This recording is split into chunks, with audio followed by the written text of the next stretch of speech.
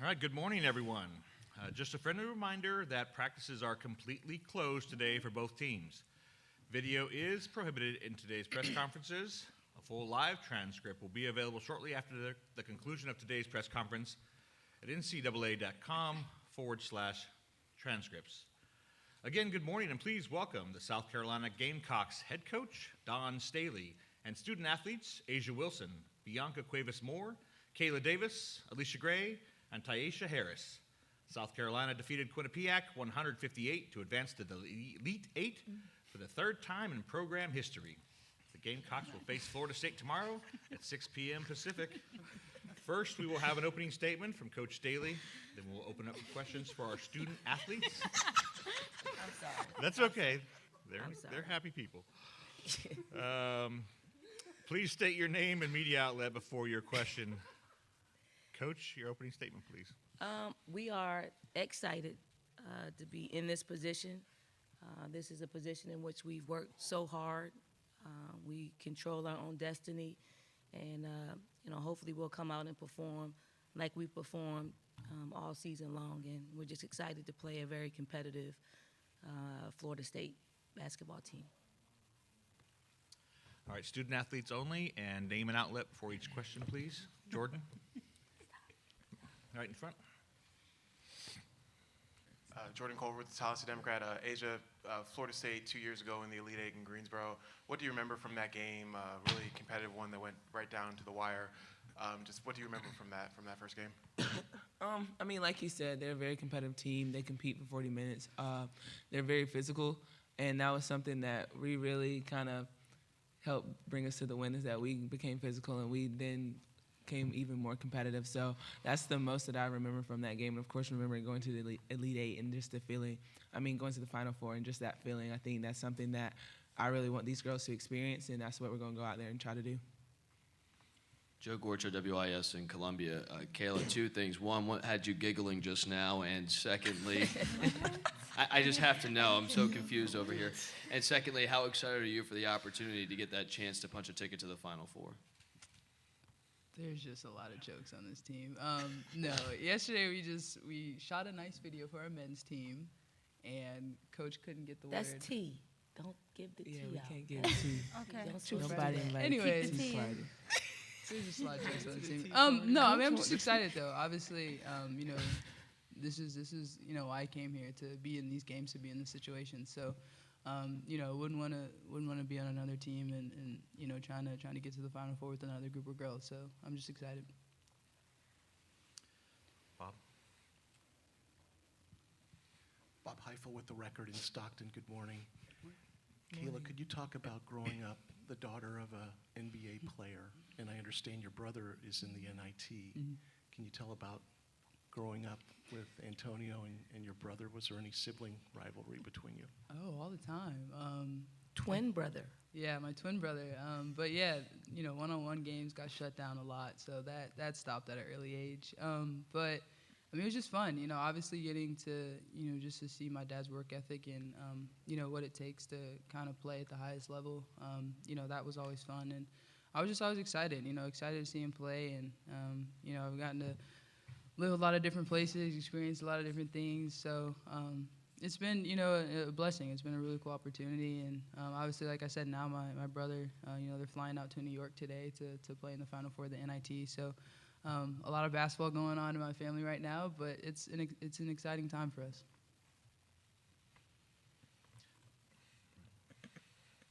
Ben Brenner, the state newspaper.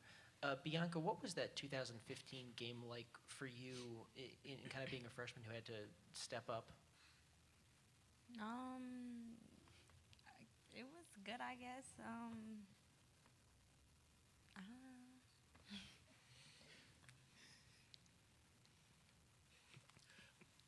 Joe Gorcho again from WIS.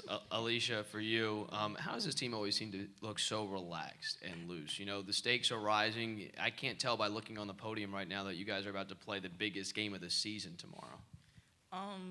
We're just a funny team, goofy.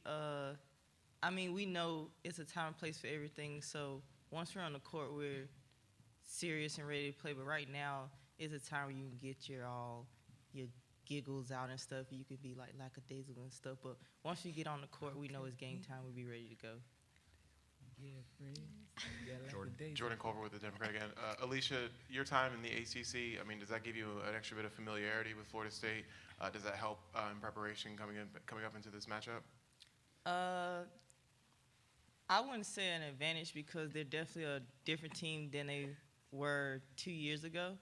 So I just have to come in and prepare for them like I haven't met them before and like they're a brand new team. Jane? Hi, ladies. Janie McCauley from AP. What do you remember from a couple of years ago playing them? Romero said last night her body just hurt after that game. It was so physical. And also, Sue was mentioning last night just how special it is to scrimmage with this team the last couple of years in the preseason.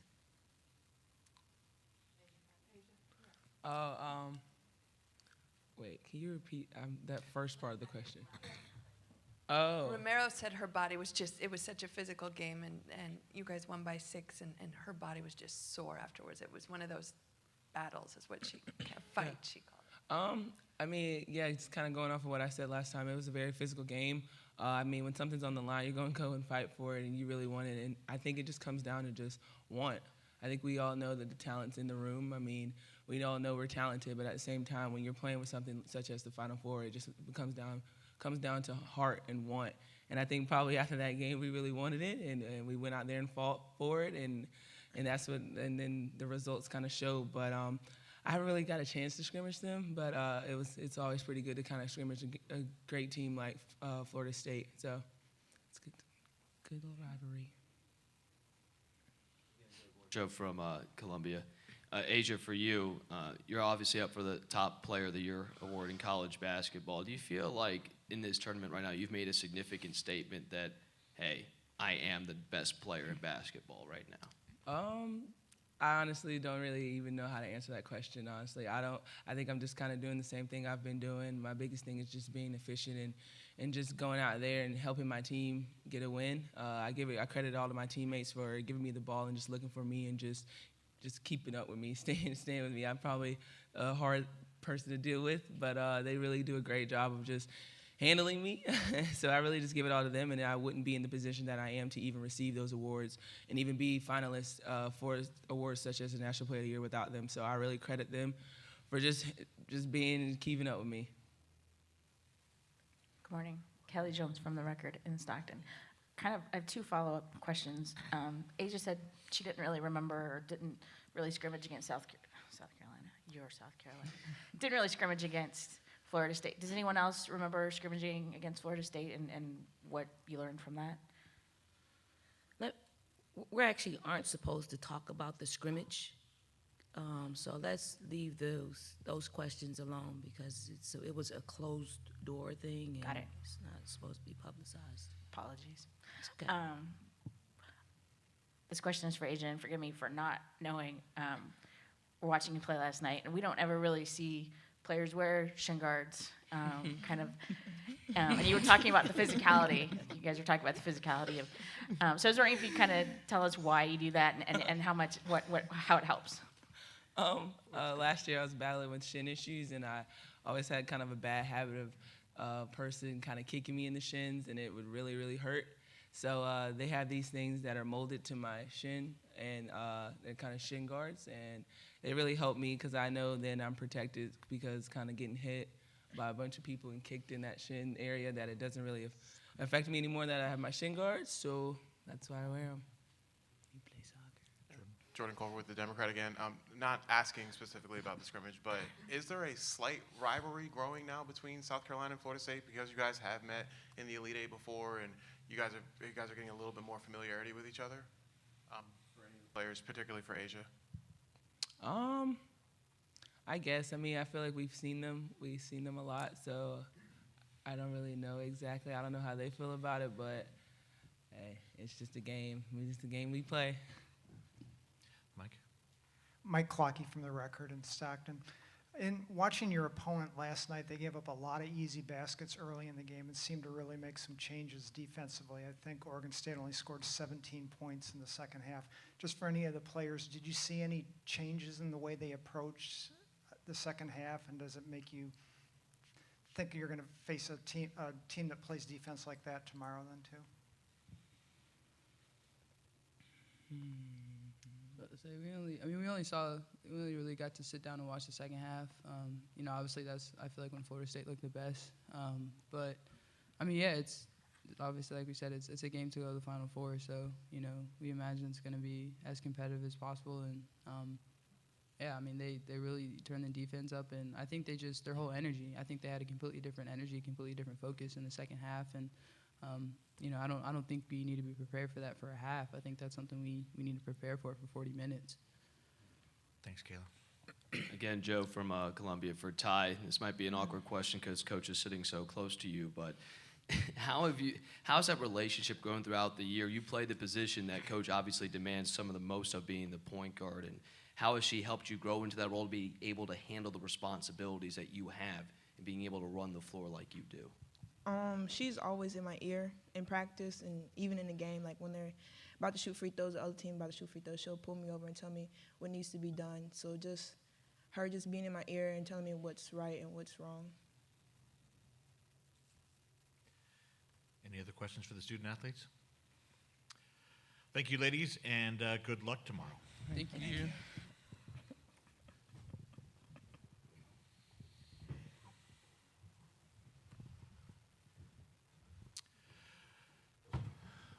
We will now open it up for questions for Coach Staley. Remember, name and outlet before each question. Jane? Hi, Don. Janie McCauley from AP. I guess these questions about the scrimmage came up because Sue last night just talked so much about the respect she has for your program, and that once you get to know a team like they know you a little bit, she finds herself cheering for you all year. And I mean, what does that mean to you to hear that? I think it's part of the game. I think when you watch as much film as we watch, there's certain teams and certain styles that you like, and certainly, I hope that our team plays a style of play that could make any coach proud. We play hard on both sides of the ball. We try to do the right things. We play a disciplined type of basketball on both sides of the ball. And when you watch it so much, you learn to appreciate that. I mean, she does have a team in which plays extremely hard. A lot of us, the players that she has on her team, she won a recruiting battle. So I mean, she has the type of players that we like to have in our program, and it's a mutual respect. Kelly, from the record. Good morning. Kelly Jones from the Record in Stockton. You were able to rest a number of your starters in the fourth quarter. They were not. How much do you think / hope that will make a difference tomorrow? That won't make a difference tomorrow. I can assure you that at this stage of the game, you just play. You find the energy, you persevere, and you find what it takes to win the game and get to the next stage of this NCAA tournament. So we're not, they got a day of rest. They'll have a practice today. They'll have the rest of the day to enjoy and rest and watch the NCAA men's games and the women's games. So I don't think that will play a part in tomorrow's results. Ben Brenner from the State Newspaper. I know you recruited Shakayla pretty hard, way back when. Have you maintained any kind of relationship with her, and what's it like kind of meeting her again 2 years later? Recruited Shakayla and Nicole Ikumu, both pretty hard. Shakayla played on the USA team 2 summers ago, the U19 in Russia. I kept up with her because she played for another team. I don't really try to, talk to them, afterwards, because I don't like to, I don't want to meddle in other people's, teams. But got to know her family well, and she's progress, nicely. And, she's always one that got away, that you think about what could have been. Jordan. Go ahead, Bob, and then Jordan. Coach Bob Heifel from the Record here in Stockton. Could you talk about Kayla's performance yesterday? Maybe break it down a little bit, and how the matchup, the backcourt, and she will have tomorrow against Florida State. How that matchup looks. Well, I mean, Kayla's playing some of her best basketball, and she saved it up for this time of the season. She's a player in which it's a hard guard for anybody. She's big, she's 6'2", perimeter player that can do a lot of things with the basketball. I'm impressed with what she does from a defensive standpoint. Obviously, it's well known what she can do from an offensive standpoint, and she's living up to her reputation as being a tremendous scorer, and she does it in so many ways. But defensively, she is a big presence out there on the floor, and we're hoping to utilize everything that she's doing on both sides of the ball against the Florida State team, which will be very physical, fast, play fast. So hopefully we'll be able to use our length on the perimeter against some of their speed. Jordan, then Jane. Jordan Culver with the Tallahassee Democrat. Coach, last night I saw you sitting down watching the Oregon State-Florida State game. Mm-hmm. What surprised you most just about the way Florida State managed to come back after being down 17? I mean, I wasn't surprised. I just think that, over the course of a 40-minute game, wills are going to be imposed on different teams. I just thought that Florida State imposed their will after the start of the game. The next 35 minutes or 32 minutes of the game, they just would not. They were relentless and would not allow Oregon State to run their sets, to be comfortable in what they were trying to do, and they disrupted them. So it was really impressive to see them disrupt for as long as they did. Janie McCauley from AP. Don, we talked to you the other day about just the challenges of playing across the country. You have such a good following, and Oregon State's gone, and they brought a big crowd. Do you think tomorrow night, being that it's a night game, do you feel like the crowd will be? There's a good chance of a better crowd, and what are your thoughts on the attendance? I think there were like 4,500 people, and we do lose probably one of the closest teams to the venue. I think people are excited to be here. I think you're going to see two of the top teams in the country vying for a Final Four spot. I think the people here at Stockton have done a great job at trying to promote it. I don't know what the turnout would be, but surely, to have us in Florida State playing tomorrow night, it's at a decent time too. 6 p.m. is a great time in which you can come and still get dinner afterwards. And we should have some people coming in as well. So hopefully our fans, some more of our fans can make the trip west after watching our guys play in New York. Mike Clockey from the Record in Stockton. Coach, you've won, I think, 151 games in the last 5 years. You lead the nation in attendance by a wide margin. What are some of the things that, as South Carolina, as a program, that you're most proud of with how things have developed to this point? Well, I'm probably most proud of, how it's all come together. I think the biggest common denominator in all of it is the type of people that we've recruited and the type of people that come out to support our games.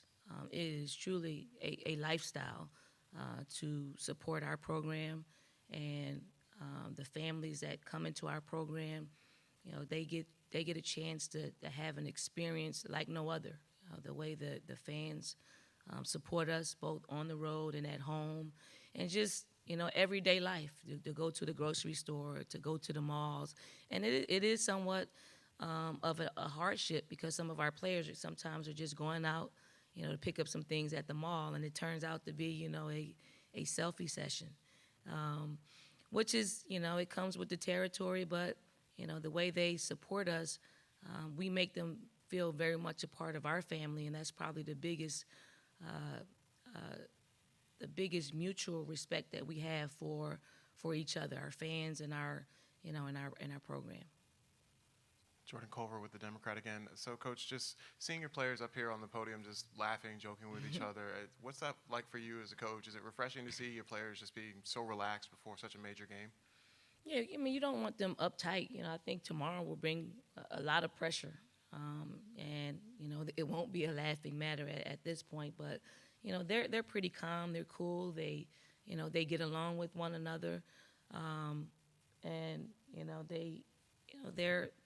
they're kids. I want them to enjoy the moment. There is a time and a place for it all, and I want them to be comfortable. I want them to be loose, because the team that gets to play at its normal composure is a team that's going to probably win the basketball game. That's closest to what they've played like all season long. Approaching it when the adrenaline settles down. Is a team that will probably get out to a good start. Jane and then Bob. Janie McCauley from AP. Don, because we like to tell balanced stories, your players talk about a lifesaver habit, and these are fun things that we side notes. But do you really eat about 20 a game, and when your mouth's full, does it keep you from yelling at them quite so loudly? And we got to give you a chance to respond to these thoughts from your gals. About probably more than 20. I would say more than 20. They only see probably 20 because half of them are in the game. I don't know. I used to joke around that I wanted fresh breath when I'm talking to the officials. No, it's just become a habit. I like mints. I like mints outside of actually coaching. I do sometimes, pop one in before a timeout, and I'm talking to them, and they've made a running joke of, things flying out during a timeout. I have yet to see that yet, though.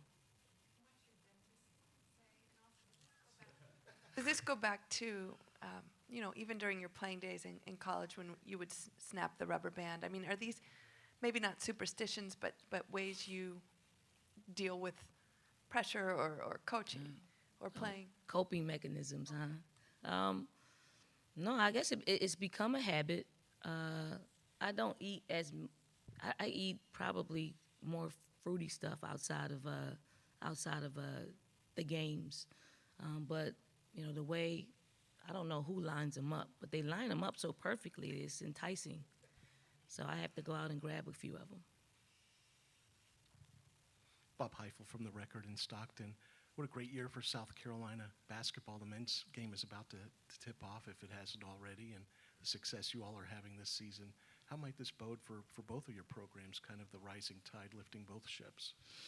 Well, I think it just goes to show when you are supported, like we're supported, just from the president to our administrators to our fans, to other coaches that are at the University of South Carolina. When that type of support is there, you can succeed abundantly, and that's what's happened to both of our programs, just from a basketball standpoint. But our women's soccer team, is great. Our football team went to a bowl game. Our equestrian team, they've been number one. They won a national championship. Our track teams won national championships. So when you're supported in the way that we've been supported, I think it becomes just as part of what can happen. And I'm super proud of Frank. In the 5 years that he's been at South Carolina, I know the pain that he's been through, and I used to tell him this will be a distant memory. And although he's probably fueled by what happened maybe 5 years ago when he first got started, but I'm sure it makes up. Today, moving forward, it makes up for some of those hardship years that he had. Any last questions for Coach Staley? Thank you again, Coach. Best of luck tomorrow. Thank you. The South Carolina locker room is now open, and if we can please clear the room so Westwood 1 can complete their interview with Coach Staley. Coach?